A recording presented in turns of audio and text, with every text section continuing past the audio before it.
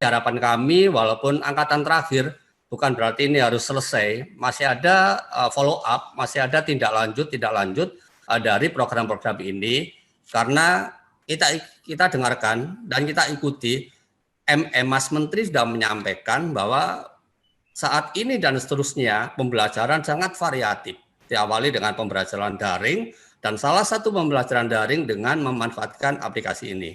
Untuk itu mohon disimak secara benar-benar oleh Bapak Ibu Kepala Sekolah, oleh Bapak Ibu Guru dan operator yang terlibat di dalam mengikuti diklat ini, bagaimana pemanfaatan sumber belajar aplikasi yang akan disampaikan oleh PT SETI, oleh Sistem Elektronika, Teknologi dan Informasi ini. Bapak Ibu yang berbahagia, kita tidak bisa pungkiri, kalau dulu ada istilah new normal, kehidupan baru, kalau sekarang ada kehidupan kebiasaan baru. Ini sudah menjadi lifestyle, ini sudah menjadi gaya hidup, kita nggak bisa lepas. Makanya gaya hidup ini sampai kapan? Sampai benar-benar pemerintah mengumumkan secara resmi ada vaksin atau apa namanya untuk menghalau dari COVID ini. Selama kita belum ada penjelasan ini adalah lifestyle kita, kehidupan kita di kehidupan kebiasaan baru ini.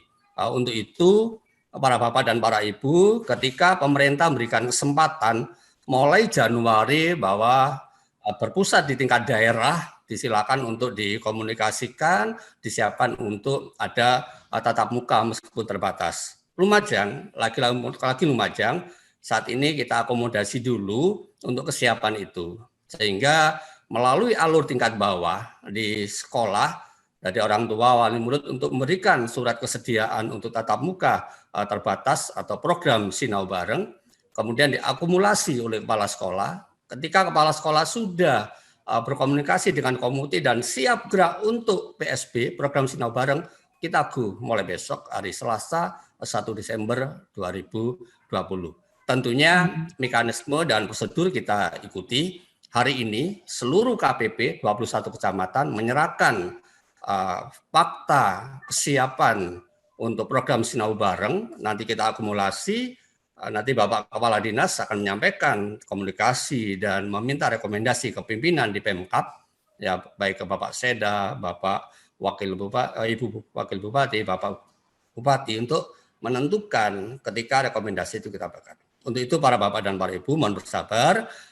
Untuk kesiapan program Sinau Bareng menunggu rekomendasi dari pimpinan di Pemkab. Kalau hari ini deal, segera secara kedinasan Dinas Pendidikan akan menyampaikan untuk pelaksanaan program Sinau Bareng. Bapak Ibu yang berbahagia, demikian yang kami sampaikan, tetap semangat, lifestyle di kehidupan kebiasaan baru harus kita lakukan, kita tidak mungkin akan diam terus, pendidikan harus bergulir, pendidikan harus berjalan meski dalam suasana atau kehidupan kebiasaan baru. Terima kasih semuanya, terima kasih jajaran direktur dan kru dari PT SETI, kemudian Bapak Ibu Kepala Sekolah, Bapak Ibu Guru dan Operator dari Kecamatan Tempe, Sumbersuko, Candipuro, Pronojiwo, dan Temursari. Demikian, mohon maaf dengan ucapan Bismillahirrahmanirrahim. Diklat hari ini bersama PT SETI kami nyatakan secara resmi dibuka.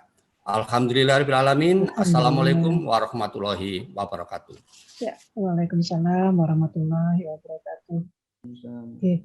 Baik, terima kasih Pak Kabid. Bapak Ibu para kepala sekolah, sebelum kita masuk room kelas, kita akan mendengarkan dulu informasi dari Mas Menteri kita. Informasi pembelajaran di masa pandemi COVID-19. Mohon Bapak Ibu dapat menyimak. Kemudian nanti akan ada sedikit motivasi, film motivasi dari seorang guru yang difabel dengan doa bersama dengan AA Gim nanti kita ya. Baik, silakan Mas Faras, kita akan mendengarkan 7 tip pembelajaran di masa pandemi COVID-19 dari Pak Menteri kita. Monggo silakan Mas Faras. Halo, ini Mendikbud melapor dari rumah. Saya ingin hari ini memberikan beberapa pikiran saya dan juga beberapa tips-tips bagi pengajar, baik guru atau orang tua dalam menghadapi kondisi situasi krisis ini. di mana banyak sekali murid-murid kita sekarang belajar dari rumah dan banyak sekali guru-guru mengajar dari rumah. Untuk tips yang pertama, dan mungkin yang terpenting, jangan stres. Ini adalah masa adaptasi. Pasti tidak mudah, penuh dengan kebingungan, penuh dengan ketidakpastian. Ini normal. Jadi jangan khawatir, tapi yakini bahwa cara terbaik untuk belajar suatu hal baru adalah untuk keluar dari zona nyaman tersebut. Dan itu satu-satunya cara untuk memperbaiki diri. Jadi walaupun banyak guru, orang tua, ataupun murid yang masih gaptek misalnya, atau masih terintimidasi dengan teknologi, nggak apa-apa, itu perasaan yang normal. Tapi yang penting kita setiap hari mencoba untuk mempelajari bagaimana metode yang terbaik. Karena tidak ada satu jalan untuk menemukan cara yang paling tepat. Untuk tips yang kedua, cobalah membagi kelas menjadi kelompok yang lebih kecil. Ini merupakan mungkin bagi banyak sekali guru dan pengajar suatu hal yang baru, tapi ini saatnya kita mencoba. Janganlah takut bereksperimentasi dengan cara-cara baru. Ini adalah kesempatan kita untuk berinovasi.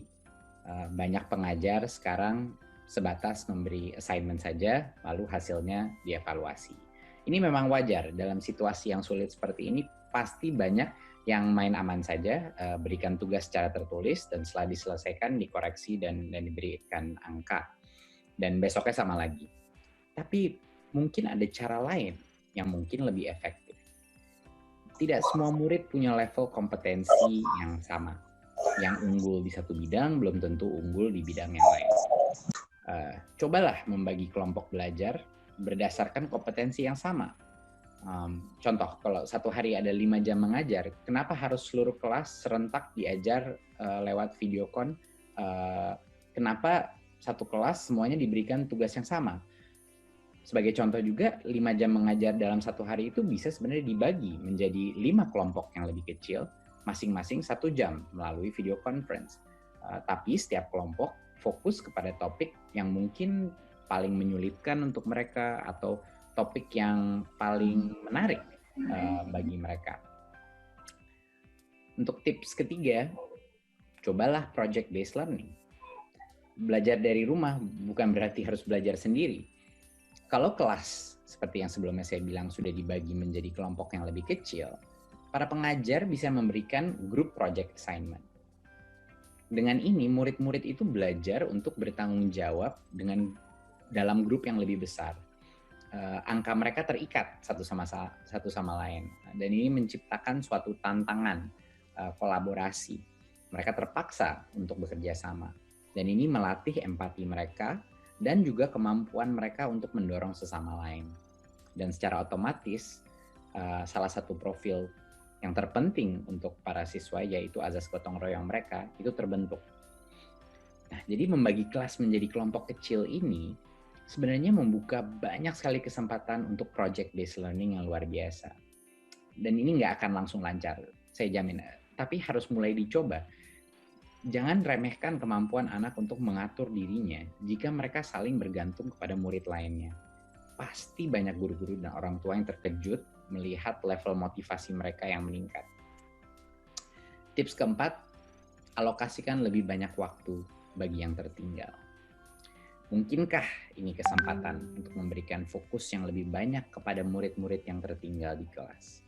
Sehingga mereka bisa lebih percaya diri saat mereka bergabung lagi di kelas saat COVID-19 krisis. Ini kesempatan emas untuk melibatkan orang tua, untuk memahami dan membantu apa tantangan anak-anak mereka yang mungkin tertinggal di kelas, yang mungkin pembelajaran. Beberapa anak-anak yang jelas punya bantuan yang lebih banyak. Gitu. Ada anak-anak mungkin lebih independen. Jadinya kenapa semua guru dan pengajar antara semua anak, mungkinkah ini kesempatan untuk benar-benar membantu anak-anak yang lebih tertinggal, yang lebih butuh bantuan. Tips kelima adalah fokus kepada yang terpenting. Kalau kita mau mengerjakan semuanya kejar tayang silabus saja, pasti akan suboptimal dan tidak akan efektif. Ini saatnya bereksperimentasi dengan alokasi waktu. Kenapa harus di semua mata pelajaran diberikan waktu yang sama di metode online baru ini? Mungkinkah ini kesempatan untuk mengejar konsep-konsep mendasar yang tadinya tertinggal? Daripada kejar tayang semua topik, mungkin ini kesempatan emas untuk menguatkan konsep-konsep fundamental yang mendasari kemampuan murid-murid untuk bisa sukses di mata pelajaran apapun. Contohnya seperti literasi dan numerasi atau pendidikan karakter. Dan tips ke-6, sering nyontek antara guru. Cuman setengah bercanda. Memang nyontek antara murid itu tidak boleh, tidak bisa dilakukan dan itu tidak bisa diterima. Tetapi guru harus sering-sering nyontek sama guru lain. Ada banyak sekali guru-guru berinovasi dengan metode belajar online. Sama seperti murid, ada guru yang lebih cepat, ada guru yang lebih lambat beradaptasi dengan teknologi. Jangan ragu-ragu meminta pertolongan dari guru lain. Jangan ragu-ragu meminta contoh-contoh atau best practice dari guru-guru yang lain. Sekarang dengan video conferencing, mudah sekali untuk nimbrung ke kelas guru yang lain. Minta izin kepada guru tersebut. Boleh nggak saya mengobservasi kelas Anda melalui video conferencing? Apa yang guru itu lakukan? Bagaimana mereka menyampaikan bahan? Bagaimana mereka menggunakan fitur-fitur software itu? Bagi guru-guru yang sudah pede dengan teknologi, ajaklah guru-guru lain masuk ke dalam kelas virtual mereka agar bisa melihat dan memberikan inspirasi kepada mereka. Ini adalah kesempatan emas untuk para guru-guru nimbrung secara digital di dalam virtual classroom-nya guru-guru yang sudah lebih canggih. Jadi itu yang saya maksud dengan guru harus sering-sering mencontek guru-guru lain yang lebih canggih di bidang teknologi dan yang sudah berinovasi lebih jauh. Dan tentunya ini akan juga meningkatkan semangat para guru karena mereka bisa melihat di dalam suatu virtual classroom apa yang mereka lakukan berbeda dari kelas yang biasa. Dan tips terakhir adalah have fun. Mengajar itu tidak mudah, tapi siapa bilang harus membosankan dan sama-sama saja. Walaupun kita dalam krisis ini saatnya mencoba hal-hal yang dari dulu mungkin kita masih ragu, tapi di dalam hati kita rasa ini yang terbaik untuk para murid-murid. Inilah saatnya kita mendengarkan insting kita sebagai guru dan orang tua, dan bukan hanya mengikuti proses seadanya. Seperti murid, inilah saatnya guru dan orang tua berinovasi dengan melakukan banyak tanya, banyak coba, dan banyak karya. Terima kasih. Wassalamualaikum warahmatullahi wabarakatuh. Ya, Waalaikumsalam warahmatullahi wabarakatuh. Ya, baik Bapak Ibu para kepala sekolah dan guru, pesan dari Pak Menteri ada 3, banyak tanya, banyak coba, banyak karya. Maka berkaryalah dengan lebih baik lagi. Oke, Bapak Ibu para kepala sekolah, nanti Mbak Nisa, Mbak Dinda yang dimasukkan ke room kelas itu adalah para kepala sekolah dulu. Kita akan melihat kalau ternyata guru lebih banyak, maka guru akan kita bagi 2 kelas. Jadi tidak boleh melebihi 30 dalam satu ruangan kelas, ya. Selanjutnya Mas Faras, kita dengarkan kembali motivasi untuk guru, para kepala sekolah yang hadir hari ini untuk tetap bersemangat. Surabaya berapa hari ini mendung kelabu, Pak. Sampai pagi ini mendung, ya semoga saja sinyalnya tetap akan bersahabat. Oke, monggo Mas Faros kita dengarkan motivasi, tetap bersemangat, sehat untuk kita semua. Oke, monggo silakan Mas Faros.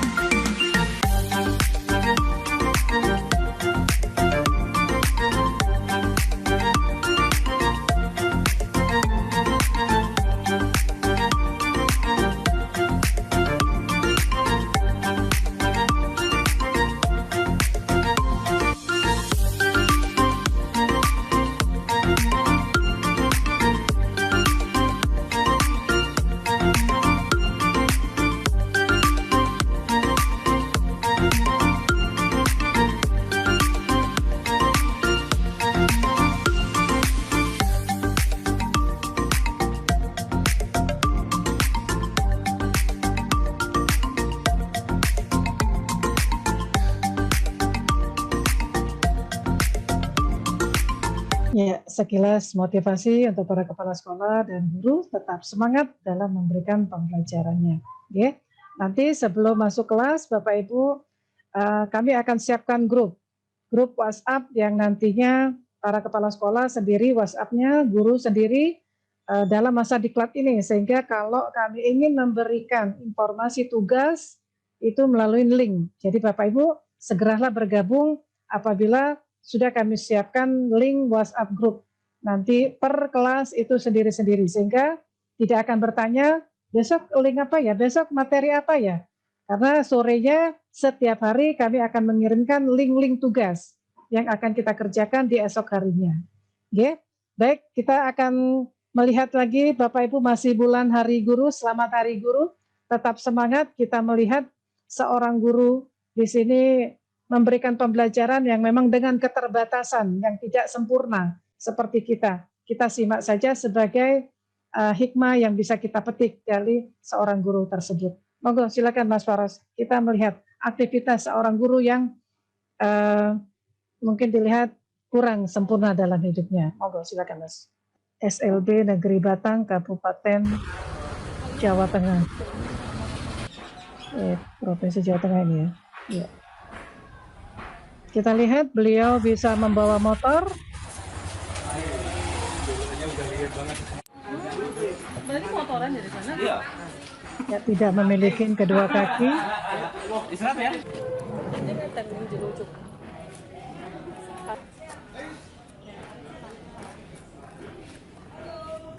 Ayo. Oke.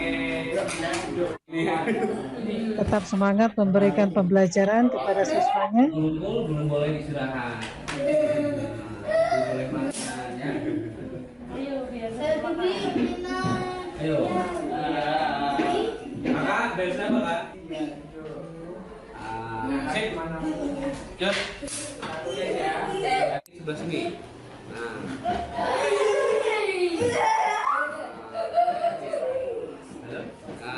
Kalau ngulas buat nanti UAS, ya. UAS hari apa? Hari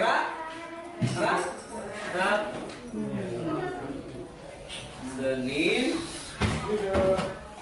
Nah, hari ini belajar 5 hari. Habis Jumat apa? Bilangan. Sabtu. Ada. Siapa ini?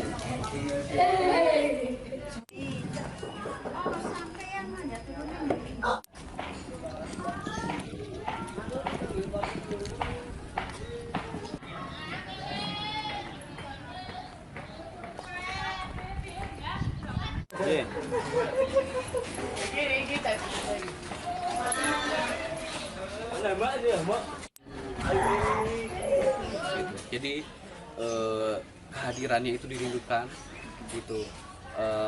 Jadi saat guru nggak ada itu rindu, tapi sangat diharapkan kehadirannya itu. Jadi orang siswa itu ke guru itu sangat mengharapkan guru itu yang selalu saya coba. Kalau masalah ilmu semua orang itu fluktuatif ya, ada minusnya, ada keunggulan, ada ketidakmampuan, ada mampu. Tapi guru itu bukan hanya cerdas, tapi benar-benar harus kreatif, harus benar-benar pakai hati. Gitu. Jadi saya harap guru-guru Indonesia itu bisa menjadi sosok sahabat untuk siswanya. Setelah saya masuk CPNS dan kemarin itu banyak formasi disabilitas yang tidak terisi, itu membuat kita melek bahwa banyak disabilitas yang tidak memanfaatkan fasilitas dari pemerintah. Itu berarti banyak disabilitas yang kurang melek pendidikan. Itu buat orang tuanya, buat siswanya, jadi buat apa sih sarjana yang normal aja masih pada nganggur? Paradigma seperti itu. Banyak teman-teman saya juga ada yang seperti itu. Padahal sebetulnya sebagai saya, kalau saya melihat dari kacamata luas, disabilitas itu menguntungkan untuk saat ini. Ya. Pertama, dari atlet kita disamakan. Kita tinggal latihan, saingannya sedikit, kita samakan. Kedua, dari pendidikan, kita kursi lowongan pekerjaan lebih besar. Tapi kan harus berlegalitas kan. Tidak bisa semata yang penting disabilitas masuk, tidak bisa. Tetap harus ada legalitasnya apa, pendidikannya apa kan. Nah, jadi yang ketiga, dalam segi usaha kita punya keterampilan, ada dana khusus, bantuan dana sosial untuk wirausaha khusus disabilitas. Saya dulu pernah mau ikut ke situ gitu. Asal kita punya keterampilan apa, bahkan kita nggak punya keterampilan, ada pelatihannya gratis. terus apa lagi? Jadi untuk kaum disabilitas khususnya, untuk kaum disabilitas, jadi jangan menjadikan disabilitas ini sebagai suatu alasan ketidakmampuan, tapi jadikanlah disabilitas apa ketidakmampuan kamu itu, keterbatasan kamu itu, jadikan sebagai suatu peluang atau kesempatan. Gitu. Banyak orang yang sedikit memahami tentang SLB, bahkan orang tua siswa pun kadang-kadang tidak tahu tentang KPLB ya. Jadi ketertarikan di dunia SLB itu pertama itu beda dengan guru umum lainnya. Tantangan kita itu bukan hanya di siswa, tapi kita juga bisa mengarahkan orang tuanya. Karena kan pembelajaran itu tidak hanya berjalan di kelas, tapi di rumah pun harus continue gitu. Cuman 25%. Selebihnya itu ya tentang kehidupan real nyata. Ya, oke Mas Faros. Sekilas ya Bapak Ibu cerita seorang guru tapi tetap bersemangat, ya luar biasa. Untuk saya sendiri jujur luar biasa, ada seorang yang masih semangat dalam keadaan ketidaksempurnaannya. Bersyukurlah kita yang masih sempurna diberikan Allah kesempatan bisa menikmati hidup ini. Moga terakhir kita akan doa bersama sebelum masuk room, kita minta keberkahan dari Allah Subhanahu wa taala, dimudahkan, ditenangkan kita, fokuskan kita dalam menerima materi yang akan kami berikan. Semoga Allah Subhanahu wa taala selalu memberikan kita kesehatan lahir batin sampai selesai kegiatan. Monggo silakan Mas Faros, kita akan berdoa dulu secara virtual bersama Agim, kita dengarkan bersama. Ya. Allahumma salli ala Sayyidina Muhammad wa ala alihi wa ashabihi ajma'in. Alhamdulillahi rabbil alamin. La hawla wa la quwwata illa billahil aliyyil azim. Ya Allah, sekiranya yang hadir ke sini dalam keadaan iman lemah, maka jangan kembalikan kami ke tempat kecuali dengan Engkau kuatkan iman kami. Sekiranya kami datang ke tempat ini dengan lumuran dosa, jangan biarkan kami berpisah kecuali telah Engkau ampuni semua dosa kami.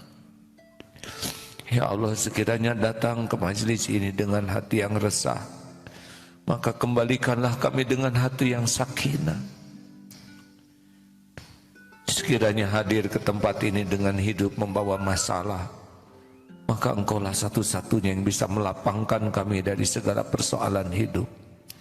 Ya Allah, Allahumma ja'alna minat tawabin wa ja'alna minal mutatahirin.